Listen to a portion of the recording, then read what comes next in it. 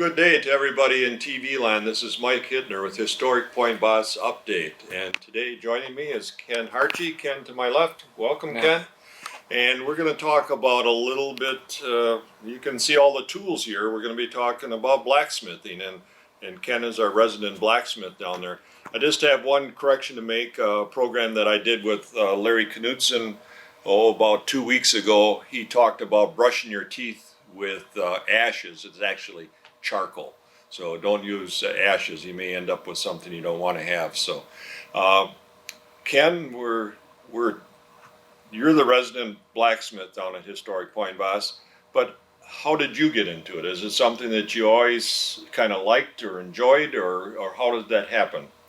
I never did any blacksmithing until I went out to the site with my granddaughter, and Tracy Rice was out there and he was blacksmithing, and I talked to him quite a lot, and I asked him, I says, is there any way that I can do some blacksmithing out here for the site? You have to work during the day, and the school kids, I'd like to do a school kid program. Mm-hmm. And then Tracy said, well, I'll teach you how to be a blacksmith. Come out here on, I don't forget the night, but anyway, I went out for 3 hours every Monday, I'll say. And Tracy and I had it alone for about 4 weeks, and then after that, more people joined us. And he got me in on the basics, how to make a fire, how to bank a fire, how to keep your coals hot and all of that kind of stuff, how to elongate metal. And Tracy showed me a lot, and I really thank him for that. Is it one of those things, Ken, like we talk about, like just making a fire now, we're talking about with coal and stuff like that, or coke? Yep. I'm sure there's a lot of technique in making a fire and to keep it hot as you can, sort of thing. So it's just not like starting a little fire in the backyard with some wood or something. This is a whole different concept here. Well, it is, and the thing that amazes most people is you see the forge sitting there with a pot of coal this big, red hot. Yes. But they don't know of it. There's a fire back in the chimney that heats that chimney up to 400 or 500 degrees, and that draws the smoke off the coal out the chimney. Otherwise, you wouldn't be able to stand in that blacksmith shop. You'd have smoke all the time. Yeah, it'd be smoke all the time. Is the design of our blacksmith shop, should have made it more direct up instead of making it elongated? No, you made it just right. It's designed perfect. Okay. That's an authentic way of a blacksmith shop. But so in other words, you have two fires. Yeah, you got a wood fire in the back that likes wood, mm-hmm. and then you got the coal fire in the front that you use coal. I always wondered, Ken, that you got such a pile of wood there, and I know you don't use it because for heating purposes, because it's so warm usually in the blacksmith shop, yeah. You don't need it. No. Now I was wondering what you did with all that wood. Well, it's in the back of the chimney, and when people come, especially the school kids, I let the kids come in and go around and see it back there. Mm-hmm. And a lot of times I do it like at different events. People ask and I explain it to them and, mm-hmm. and show it to them. And there's little tricks to the trade, and I don't proclaim to be a full-fledged blacksmith yet.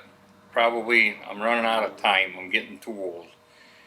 But if you come to me and draw it in the sand, I'll try and make it for you. And I think you guys out at Historic Point Basse know that, because you've given me a few challenges that, well, I scratched my head and wondered how I'm going to do it. But it got done and it worked, so I was happy with it, you know. Yeah. So you started originally with the training from Tracy Rice to more target your audience to the school kids, because Tracy was working during the day, he teaches, yep. So he didn't have time to come out, and our school groups, of course, are all during the school hours, so that's where you first started.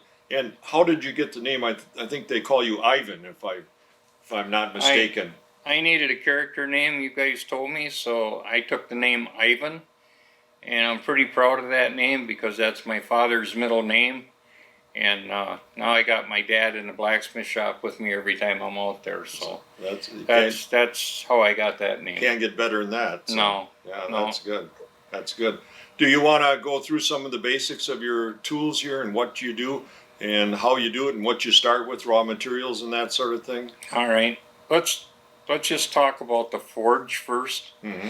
The forge is a pot in a piece of metal, and in the bottom of the pot there's a pipe that comes up and it's teed, and there's a air blower crank on the side. You see it if you watch Gunsmoke, you'll see Clint, I think his name is. Mm-hmm. He's got one in his blacksmith shop, and you crank it, and what that does is it's taking hot air off in the coal into the blower and putting it back around and pushing it up into the bottom to give you more oxygen. And the more oxygen you get, the hotter your fire gets. Mm-hmm. So there gets to be clinkers in there. You got to watch for that. If your coal isn't working how it's supposed to be, you probably got a clinker in there. And there's a clinker breaker underneath. You can just rattle it a few times and drop it down, and it drops underneath. So that's where our heat comes from. And what type of degrees are you talking about, Ken? Up to, well, I don't know. This one here got a little bit too hot. And I'll be talking about that in a short bit, and that's why I brought this here. I like to work on stuff that's 1400 degrees about. It's called a red, and then there's a white and a yellow, and there's different colors of the metal. You don't have any way of measuring that heat. No. You go by the color of I the go by coals. the color of the metal. Yeah. And I don't see it right now. Where is it? This little guy right here is a railroad spike, and I made it into a nail maker. Mm. And I figured, boy, that ain't gonna take much, you know. I found out that a railroad spike is awful good metal because it had me beat. I had to go to my 4-pound hammer, and I really had to work to get it like that. Get it flattened out, yeah. So, you know, it depends on what kind of metal you get. There's a lot of different metals out there, and there's a lot of different techniques to use it. Mm-hmm. So, and I'm the type of guy, I don't like to throw away any metal because I can make something out of it. And I'll explain that too. So, but basically that's what the forge is. And a blacksmith usually does not wear gloves. And the reason why you don't wear gloves is if you have a leather glove on and you reach over and take this piece of metal and it's hot, you don't know it's hot until it's too late. Now you got a burned hand inside of a glove and try and get that glove off. Mm-hmm. So it's best when you blacksmith to just use your hands, use your head, and hopefully everything comes out okay. Every once in a while I go run into the ice shack and grab a chunk of ice because that helps too when you screw up. Mm-hmm. And in your profession as a blacksmith, you know when you screw up. Yeah. And in the olden days, you know, stop and think about this. A blacksmith, and my portray is I come up the river in a canoe, and all I had is my forge and this hammer. And so, where did I get coal in central Wisconsin? You ever think of that? Right. I made it. A blacksmith makes it. I seen a show, The Mountain Men, I think it is. He was one of the mountain men were making coal the other day in a 55-gallon drum, 2 drums put together, and that's exactly how they did it back in the day. They took logs and stuck them in, and then they took and made a cocoon over it and started a fire and burned it until they were really charred good, pulled them out of there, wet them down or whatever, and then they broke off the char and put it back in and charred it again. And that's where they got the coal. Yeah. There is some iron ore in the area that you can get some iron out of, but it's a very low-grade iron, and it don't work very good.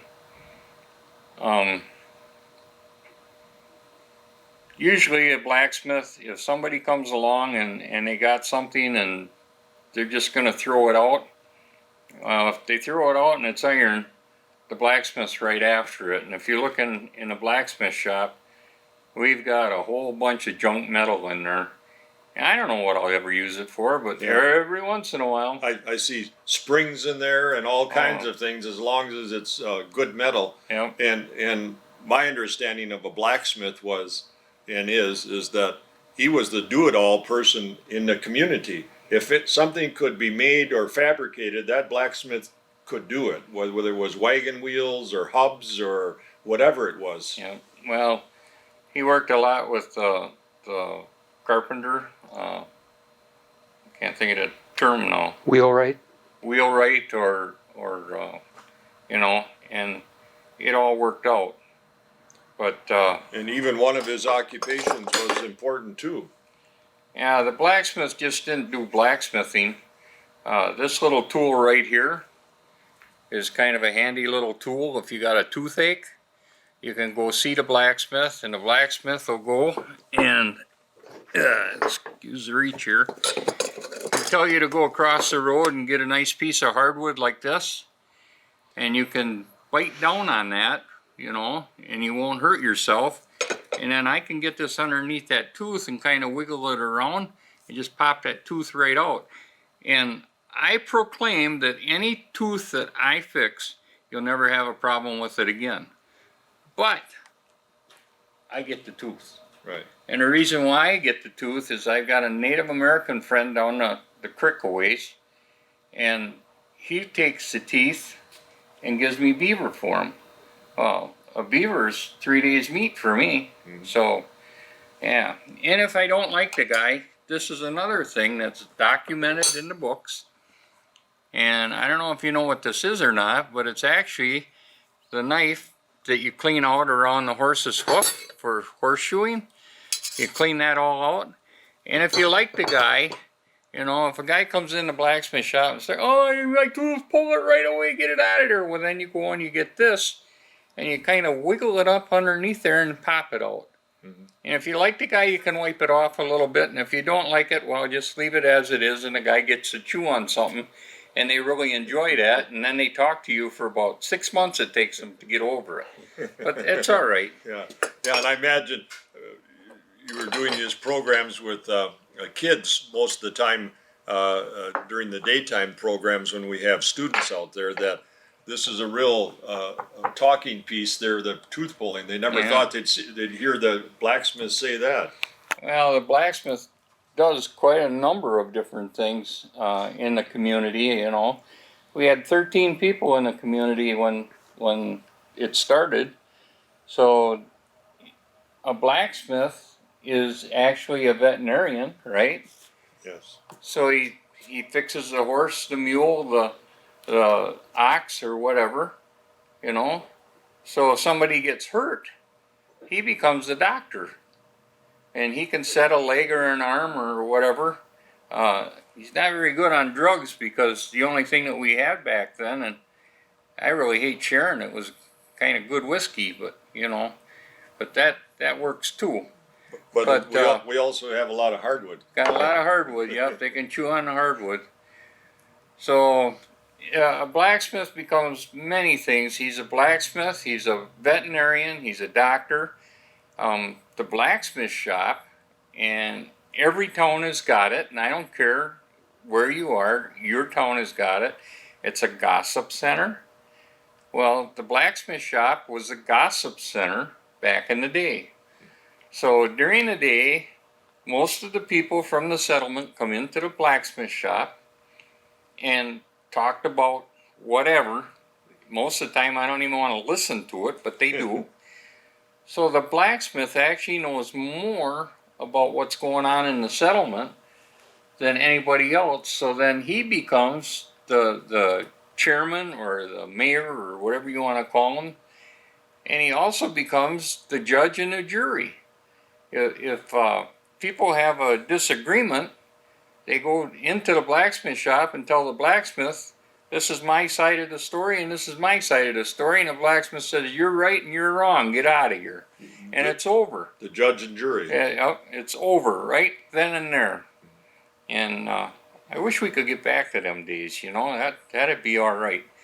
But anyway, But the lawyers wouldn't have any work. yeah, well, yeah. Uh, it's the hat of many trades in the blacksmith shop back in the day. Mhm. So, um, So you want to start with maybe some of your raw materials here, Ken? well, no, I You got a told- direction you're going here. I told you about the forge, you know, I'd like to tell you about the anvil. This is just a small little anvil that I picked up, and I probably got 7 anvils right now. This anvil used to be a vice anvil, and half of it was gone when I got it, so it's a full-fledged anvil. You can work it. It's heavy, and it works very well. But let me just explain a few things about an anvil, or anvil and a vise. And I'll go with the vise first. On the vise, you've got a vise, Mike. You got one right over here somewhere. I In the just corner, seen it. Yeah. If you take your hand at your vise at home and run your finger across there, you're gonna feel little ripples like a file on it Little hexes. Like, to hold it. yeah. A blacksmith, that is the worst thing you can give to a blacksmith. I want it nice and smooth, no indents or anything, because when I heat up a piece of metal and put it in there, I want it to be smooth. If it has all these little ripples in it, You're going to get it in I'm the going to metal. have to file it out or hammer it out, you know. More work. So that's the difference between a leg vise and the vise that you have at home. And a leg vise has a leg on it, 2.5 feet long. And you take that leg and actually anchor the bottom of that leg into the stump, so you got more force on your vise. You can really crank it then. Yeah. And then on the anvil, this part of the anvil is called the face. And the face is, you want to keep it pretty good. And this is a very old anvil. There's only a few little dents in here, so it's actually in really good shape. So from here to here is where 90% of the metal is pounded on an anvil. And then you've got a square hole in this one, and a square hole is a hardy hole. And a hardy hole, and I brought hardies. I don't have any hardies that fit that, but this would fit in there like so. And then if I wanted to cut a piece of metal, we didn't have all the electric stuff and everything. You would heat up the metal and you would hit it and get it about halfway through, reheat it, turn it over and hit it again, and then bend it and break it. And your imagination can go wild on what the hardies are. There's all different types of hardies. I have another one here. This one's a cone one. Just Anyway. depending on what you're using it Yeah, for. and this one's been very well beaten, as you can see. So I think what the guy was doing that had this one is he was making rings out of it or something, because it's really in tough shape. But it's a good deal. And then there's, on a full-fledged anvil, there would be a round hole, usually right in here. And the round hole is a Prixel hole, and that's used for, you can bend metal with that. You can, when you chisel, or take a punch to start a hole, you go over top of that and drive it through. That's an important part. And then right here, this little drop down right here is called the step. The step is where you can start bending a piece of metal, and then you can take it over to the side and bend it more. But it's a way of just starting your metal. And this is called the horn. And the horn is where you take a piece of metal and, well, like this right here. I would take this and I would put it on there and get it going like that. And as it comes around, all right, now I'm in trouble. So what I have to do is turn it around and come back and get it on the backside, and I can't really demonstrate it here, but you bring it back around so you can watch where your corners are going. So everything's got a purpose, and who's ever the blacksmith, however you want to work it, that's the right way of working it. This little jig right here, I use in the vise, and it clamps in right there. And I don't have nothing here that I can show you, but if I was going to make a round ring like this, I would take it and put it in here, and then start working it and bring it around. And you get your general form of it, and we're pretty lucky. We got a big cone at Wakely, and you can straighten your circle out and get it just perfect. And whenever you're talking about working something around, you're talking with hot metal. Red hot metal. That's what I was going to bring up. It's important not to pound hard metal on that to crack that, right? If it isn't red hot, you don't want to pound on it. Yeah. The anvil is too important, and if I take this hammer and start beating on it, I'd put dents in it right away. And you put dents in it, and you got a piece of junk. Then you got something to go fishing with. It'll hold your boat, Anchor. But it is repairable, but it takes a lot to repair them. What do they do for repairing? They weld a new piece on? Well, the one that we have out at Wakely, the 180 pounder that I found, it was cracked and kind of deteriorating, and they used it for a welding bench. And I was fortunate enough to talk a instructor into rebuilding it for us, and he took it in his shop, and he said, "Are you going to call me every day on this?" And I said, "Nope, I ain't going to call you at all. When you get it done, you call me, or if you want something, you call me. You won't hear a word out of me." And boy, tempted to call because it was quite a while, but he had students to teach and everything else. And then one day he calls me up and he says, "We're going to weld the top of your anvil and then machine it down. Are you willing to pay for the welding rods?" Well, yeah. And that's what he did. He rebuilt it, and then he machined it down, and we got basically a brand new anvil out there. So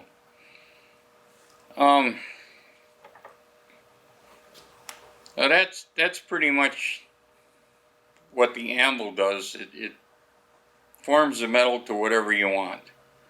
So these pieces right here were made on the anvil, and when you look at these, it's bent over right here, and you see that it's stuck together. And a lot of times when people bend that over, it cracks. But because of the heat and everything, it stays right there. And then if you look, you'll see twists in here and twists in here. Now, how does a blacksmith, let's just talk about this right here, straighten this out? Because it's red hot, and you take a monkey wrench like this right here and put it on there, and you put it in a vise and you turn it, and now this one here was in the vise right here, and the monkey wrench was right here, and it looks like it's a 1.5 twist. All right, so by the time you get done with this, it becomes a snake. It's not straight no more. Well, if you take a regular ball peen hammer or a machinist hammer and hit on here, you flatten that groove out. So what a blacksmith does is he uses a wooden mallet or a leather mallet like this. This is a leather mallet. These are pieces of leather, and you can see that it's got burnt, And what he does is he lays it on the face there and brings it down and straightens it out. So Ken, on those twists that you got there, you just, as it's heated up, can you do multiple twists at one time, or do you heat it up, do one twist, and put it back in the, in the pot, and then you might have to, it might take a half an hour or an hour maybe to do the twists. if you look at the grating right there for the frying pans and stuff, those were made, it's a one twist on it, and that one down there, you can look at it and you can see that it's not straight. Apparently I didn't have a good eye that day, but I put that on the side of the stump and try and hammer it back and bring it back. So, and if you put the monkey wrench, like if this was in the vise and you put the monkey wrench right here, your twist is right here. It could be a pretty good sized twist. If you want the twist to be tighter, move the wrench in and you can tighten it right up. And that's why I've got these two. Here's one that I would prefer to have, and here's a tight one. You can see the difference, That one's a lot deeper. Yeah, and it's both of them will. It don't hurt anything. It's just personal taste. Is it decoration? Decoration. You really don't need it for another purpose. It's a decoration. If you buy a piece of blacksmith stuff and it's got a twist in it, you usually pay extra. So, well, it gives it a little finesse or something to it, rather than just having a straight stock coming down, sort of thing. So yes. So the blacksmith, he another tool that he uses all the time is called the tongs, and this is a tongs for a piece of flat metal, like this right here. You can hang on to it and do whatever you have to do. And this tongs was used when these holes were drilled into the piece of metal. I kind of talked on that a little bit, and since I got this out, I'm just going to keep going with it. When a blacksmith has to put a hole in something for a bolt or a screw or whatever, he takes this and heats it up. And then a punch, I've got a couple punches there. You take your punch and you put it over where you want the hole and you drive it halfway through. And you can see the indent over here. You see that? Yep. Okay. So when you get it halfway through, you turn it over, heat it up again, and then you take your punch and put it on the indent and punch it all the way through. When you punch it all the way through, you have excess metal on the inside, and it forms like a washer. So what you do is you get your hole, it's a 1/4 inch hole here, then you take your hammer and just tap that down to get it flattened out so you can use it for, whatever you want to make it. It's not like what your daddy's got in the garage, a drill press, and you get a hole nice and even on both sides. So if a blacksmith says that he's punched the holes, all you got to do is look at it. It tells you right there. And gets pretty hot when you're hanging on to this and punching them, but yeah, dip your hands in water and have at her, Yeah. That's So- something we didn't talk about either. You always have a wooden barrel there, half barrel, to dip your products in there. Yep. And that's a godsend, that water. All right, so these I always get a kick out of with the students, where you show them that the metal is so hot, and then you oh yeah, cool it off, and everybody's afraid to touch it, but then they get a brave soul, and it's like, so that's kind of cool.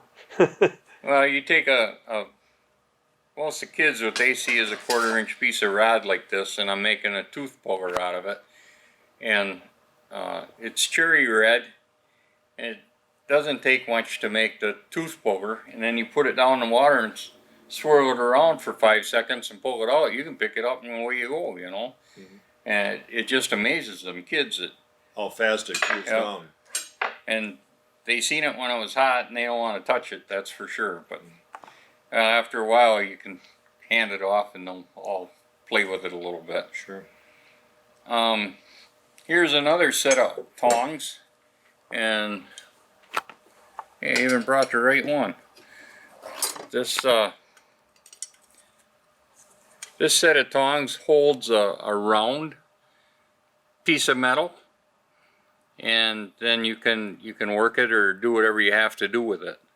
So, and it also, you can also take a piece of square stock and hang on to it in there.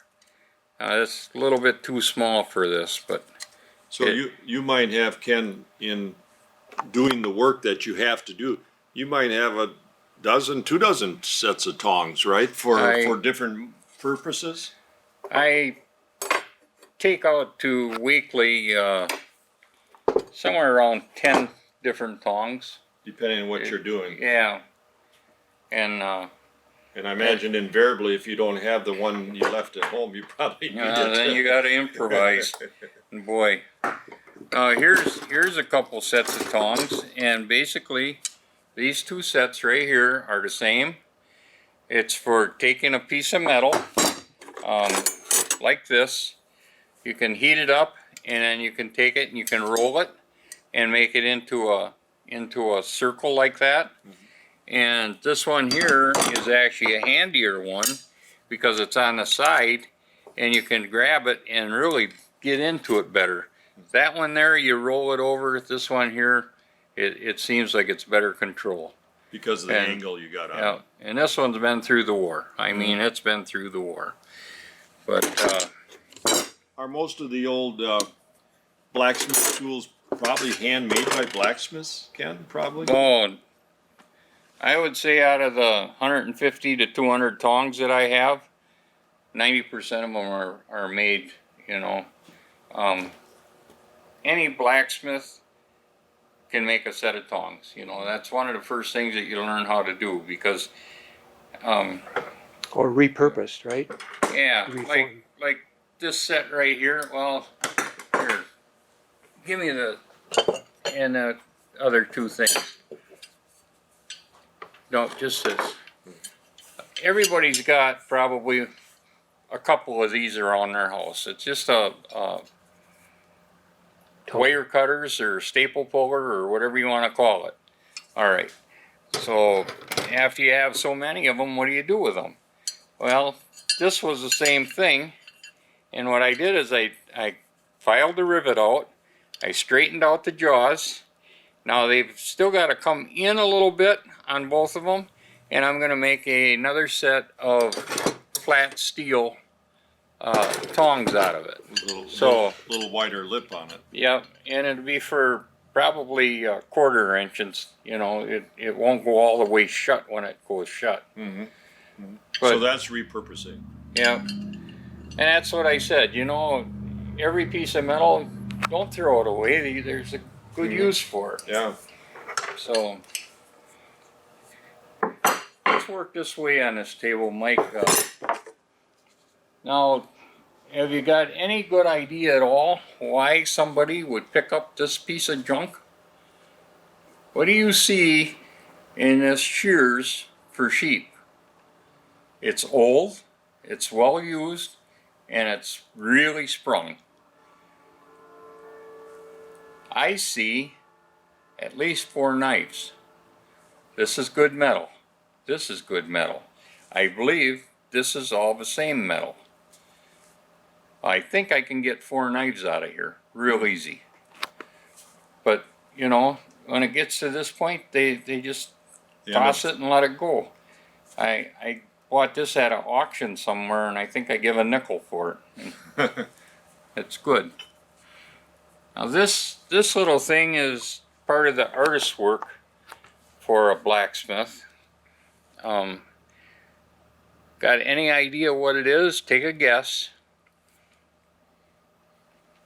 Oh, you I don't know, candle holder or? It's a candle holder. Pound it in a piece of wood. You would take this in and put it up against the wall, and you got to remember back in the day the wall was just a piece of pine, and you hammer it in and it sets in the wall, and then you put a candle on here and you got a candle holder, and you can have it at whatever height you want it in your building.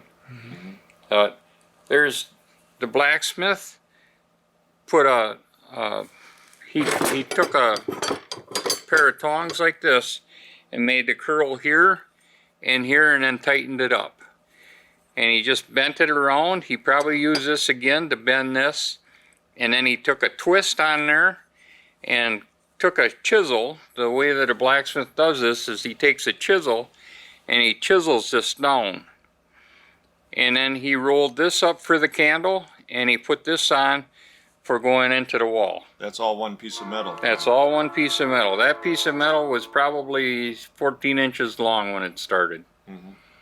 But it's kind of a neat little thing.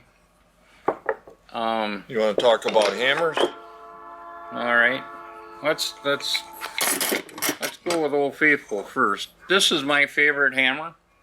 This is a 3-pound Machinist hammer, and this hammer I use more than any other hammer in the blacksmith shop. You got a little close. Yeah, it gets warm once in a while. Depends on where I throw it. So, but this hammer here is one that a blacksmith uses a lot, and the difference between this is right here. So, this is a cross peen hammer, and if you look at that, that isn't very sharp. Very blunt. Okay. So when I made this right here, I wanted to get this metal flattened out and moved over. So what I did is I got it really hot, and then I used this to pound it and put ripples into it, if you know what I mean. Then I come back and heated it up again and took this side of the hammer and welded her down until I got my nail holder how I wanted it. So this is one hammer, you used it for two different purposes on the same piece. Yep. And you see a lot of blacksmiths, if you watch shows, a lot of blacksmiths use a hammer like this. And I'm finding myself using it more and more too lately, but I don't know. This Old Faithful, I really like this one. This hammer here is actually a cutting hammer. If I wanted to cut this metal for that, you would take this hammer and you just start going down and making your line, and then you keep going, and you got to be careful because you don't want to cut through the metal into the anvil, because you will scar your anvil very hard. But this works pretty good. You can actually take this and hit it as you go. There's, I don't know, personal touch, however you want to do it. So, I suppose that's a lot what you learn too, Ken.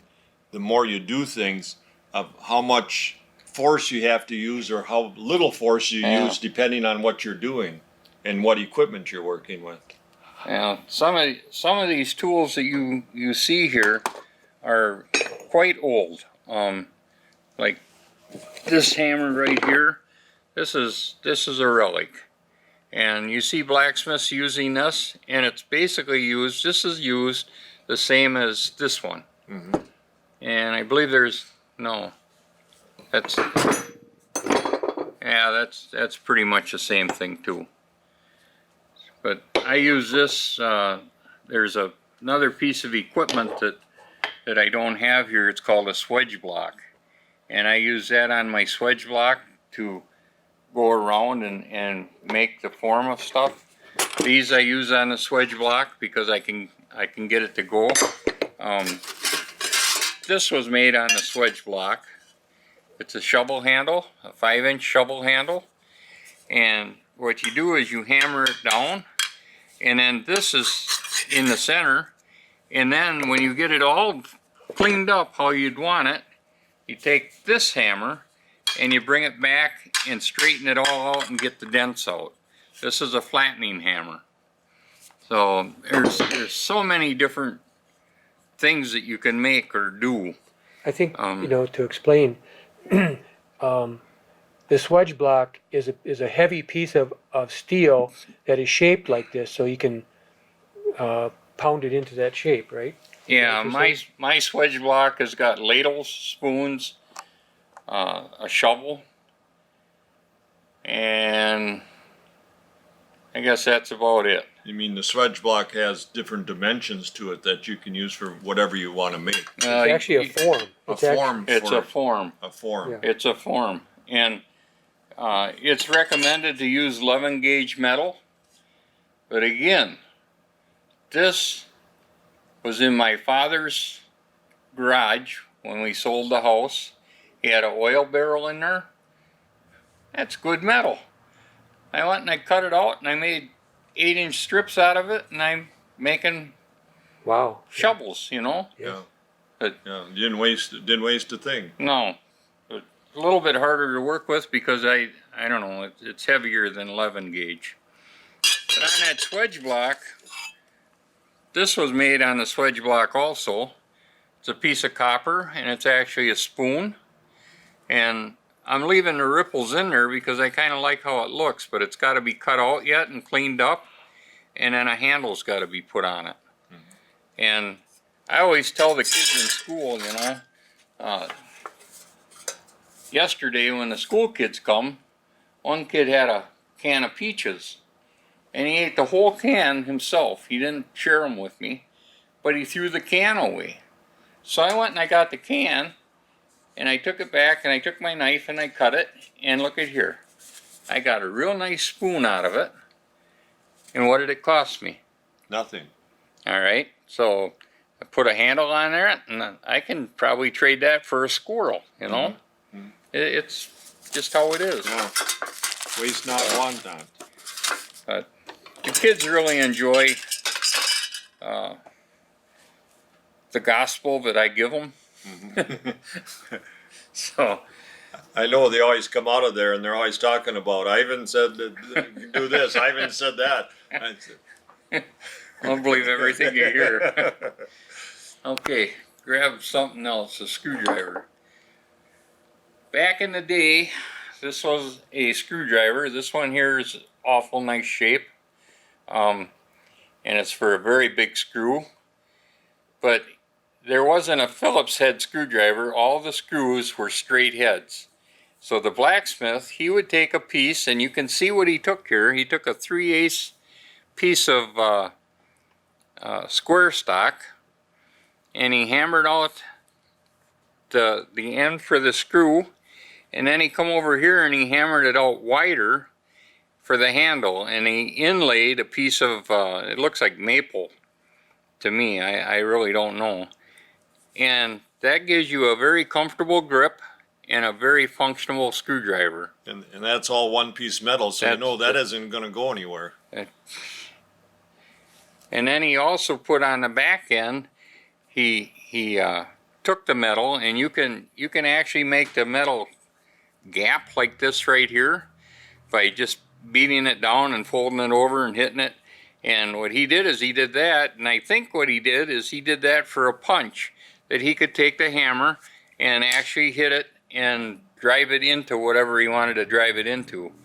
I was always taught to not do that with my screwdrivers. So well, and we've all ran across that time or two, Ken, when we run across a screwdriver, a newer one, and you just putting a screw in, you can bend the head because it's Chinese steel or whatever it is. I don't know what it is, but it bends like nothing. In fact, you ruin the head of it real quick. yeah. All right. This is a punch. You can see it.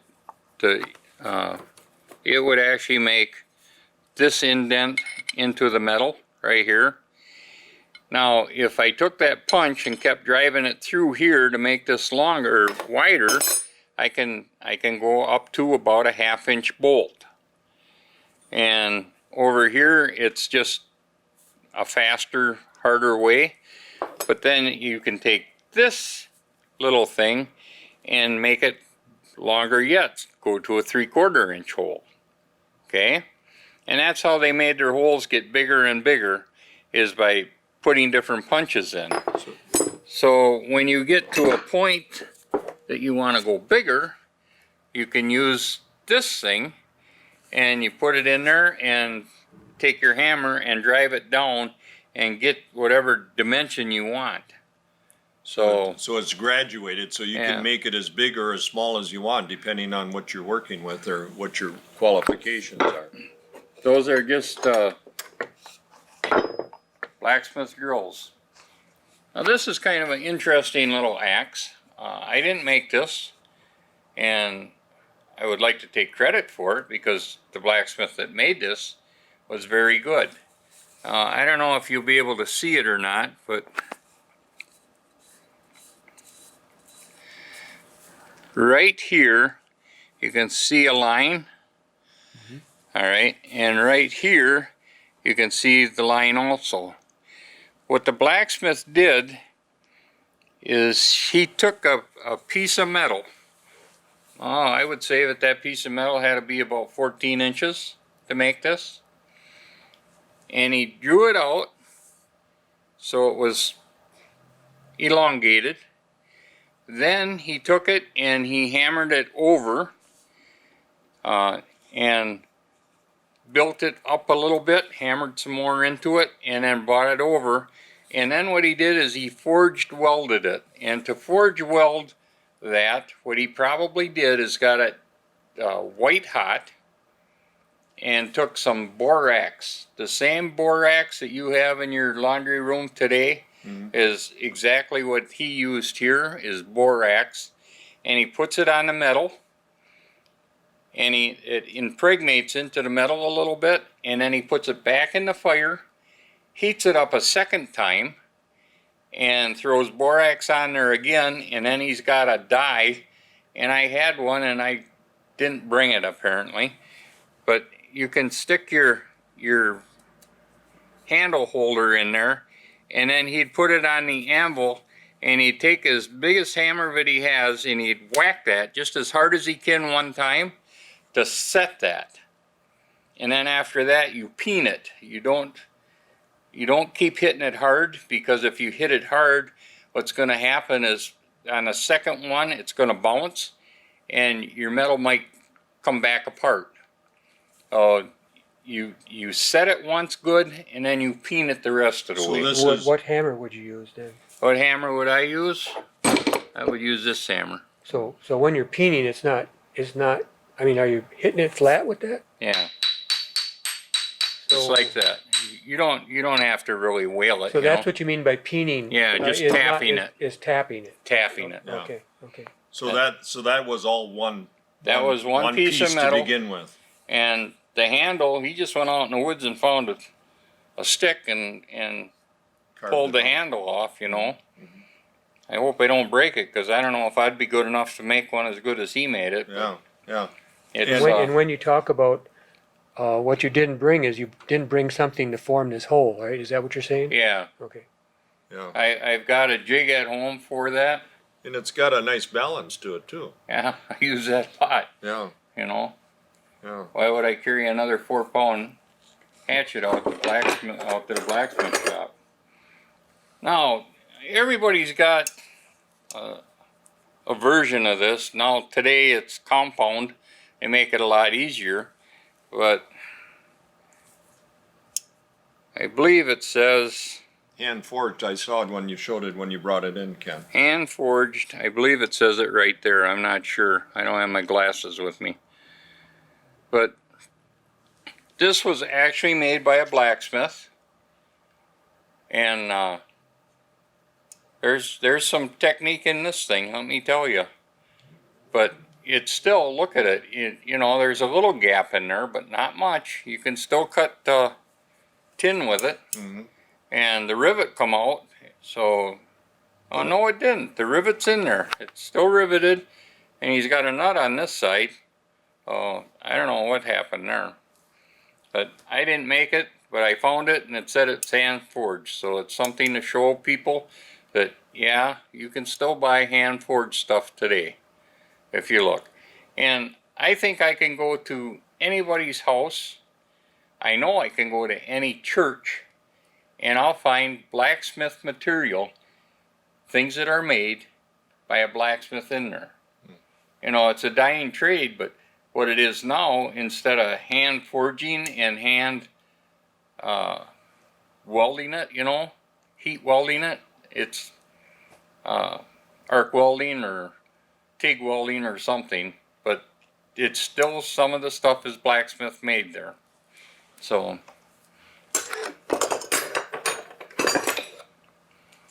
these are little things, you know, I get pieces of rod or square stock or whatever, and at the end of the day you get a little piece that's actually a piece of junk. Make yourself a hook, you know.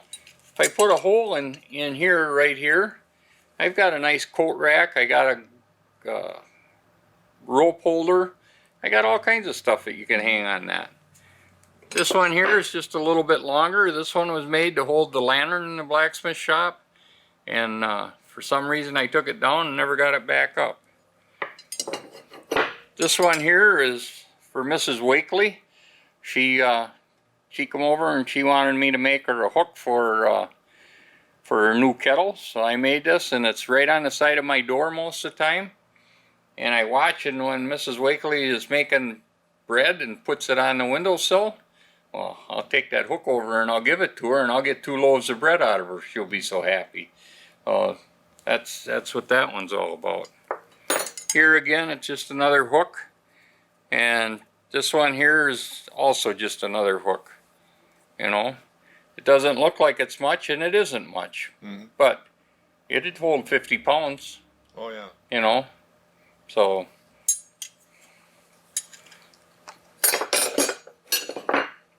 All right, this is just a common chisel, but to a blacksmith it's really important, because this is a cutting edge for cutting metal. It can use, I don't know, there's so many uses for a chisel. If I wanted to take this rivet out of here, I could easily cut it out with the chisel and a hammer. It's easy to make, easy to temper, and easy to sharpen, but it's a very functional piece for the blacksmith. Just another hammer here, Ken. That's just another flattening hammer Flatten for two heads on it. flatten it out. If you got a tight piece, you can go in there or whatever, you know. Why don't you talk, Ken, about the horseshoe and those tools that help form those horseshoes? Okay.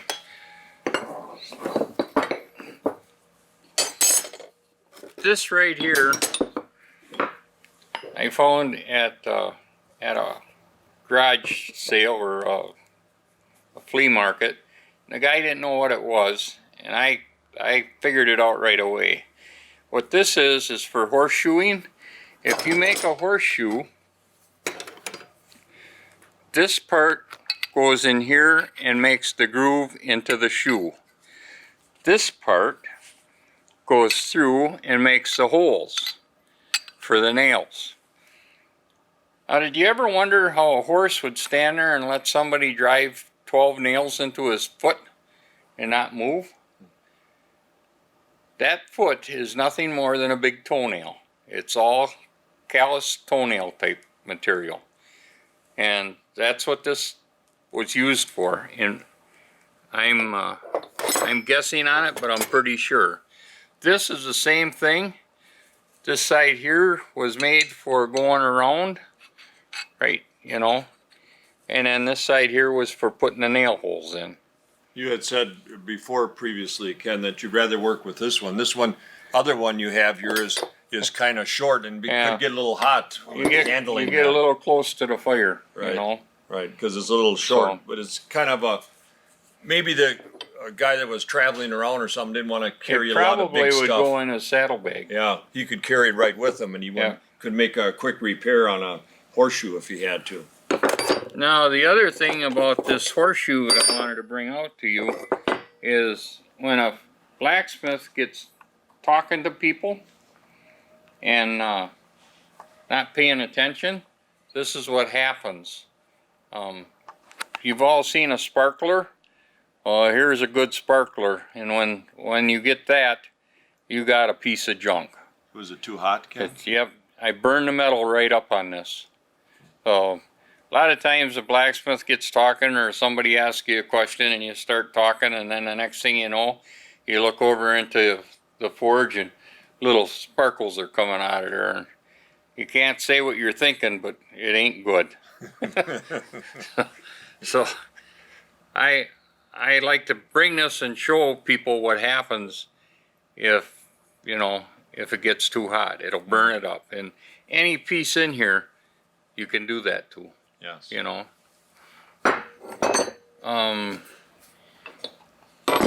This right here can be an interesting little piece of metal. Has anybody got any idea what this was? Is it a blade for a Sickle, lawnmower? probably sickle, old sickle. No. It's a rotor tiller. Rototiller tine. All right. I assume that this is awful good metal. I also assume that this will make a wonderful knife. It's kind of a heavy knife, but it'd be a good knife. So I've been just gonna do it, but then somebody else comes along and says, hey, can you make me this? And well, Priorities go. this just keeps going back into the bucket. Right. These right here, I brought these along to show you. These are hand forged welded rings for a chain. There's not a arc weld in there anywhere. It's two pieces of metal cut on an angle. You can kind of see it here. And again, they put the borax, they get it cherry hot and put the borax, and then they slam it down. You can see right here where the end of this one is. And that I would put up against any other ring that you might have, because they're not going to come apart. The blacksmiths in the mill made chains with hooks on them like this for many years, until OSHA got involved and said they couldn't have them no more, and then everybody had to get rid of their chains and turn them in. And there's nothing wrong with that weld, nothing at all.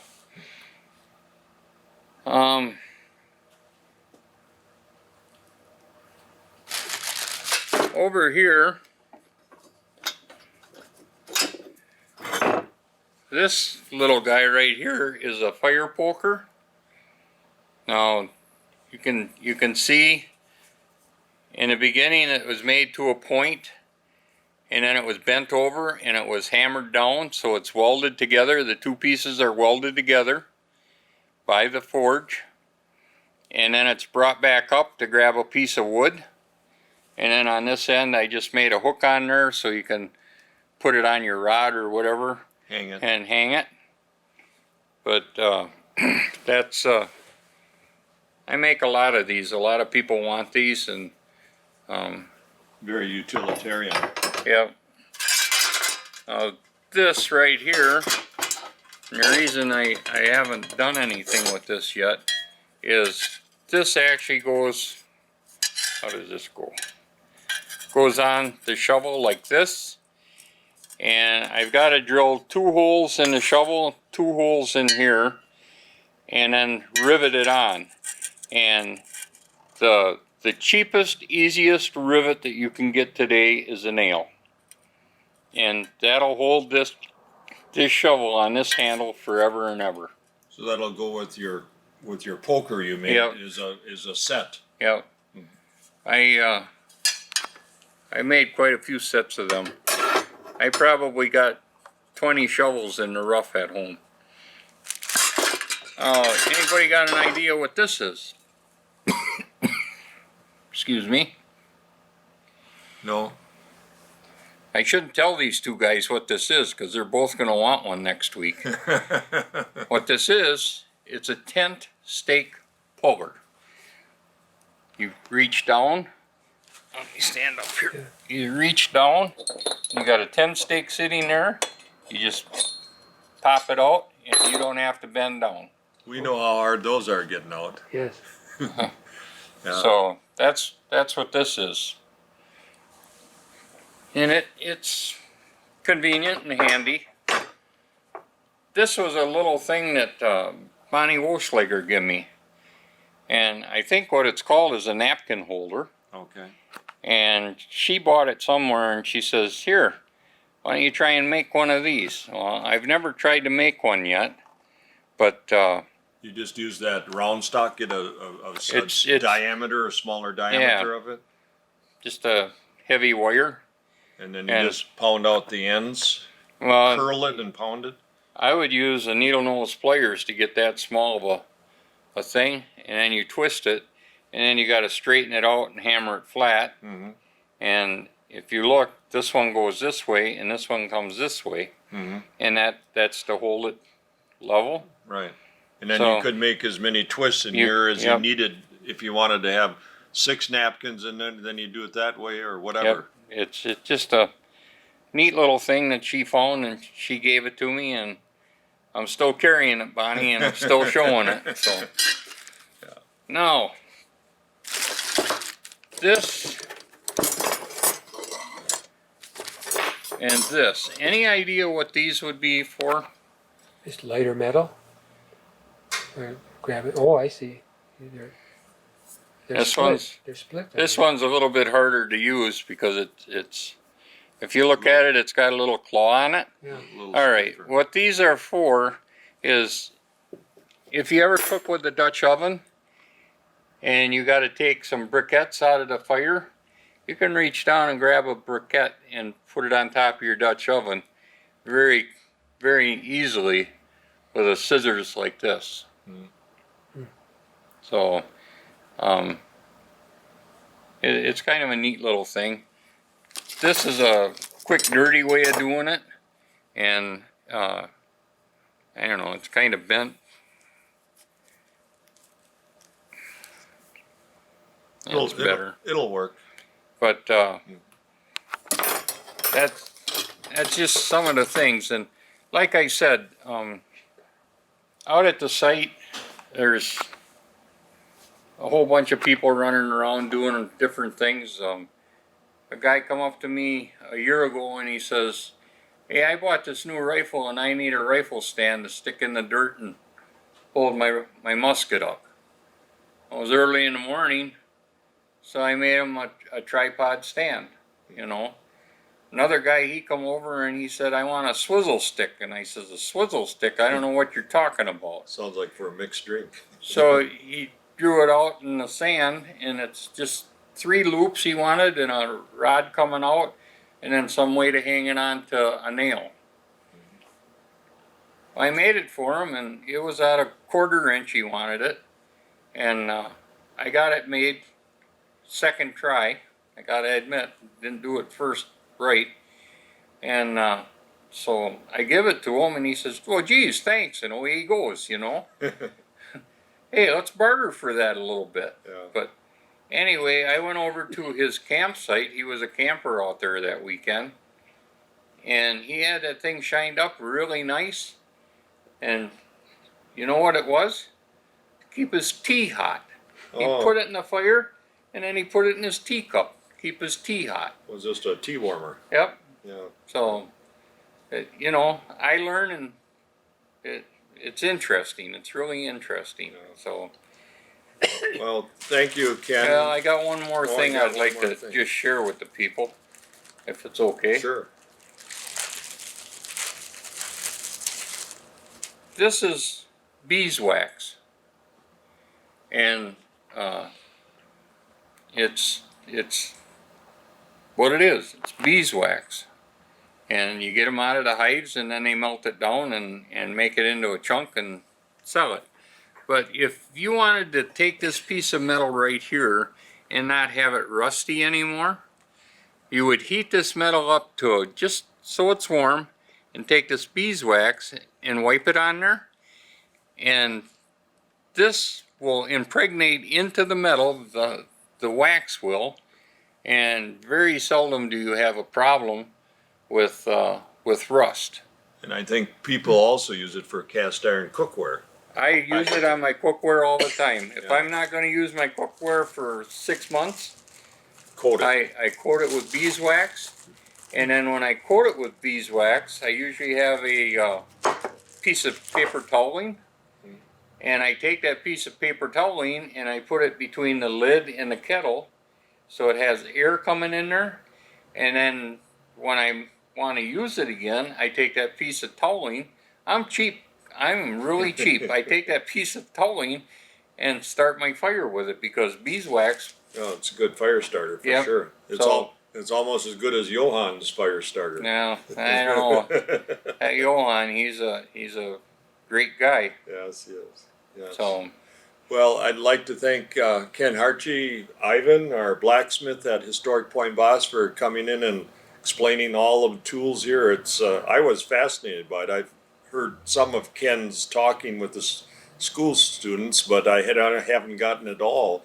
And I'm sure this is only the tip of the iceberg. But thanks much for coming in, Ken, and everybody for watching it. Thank you very much. yes, thank you. Come out and see us.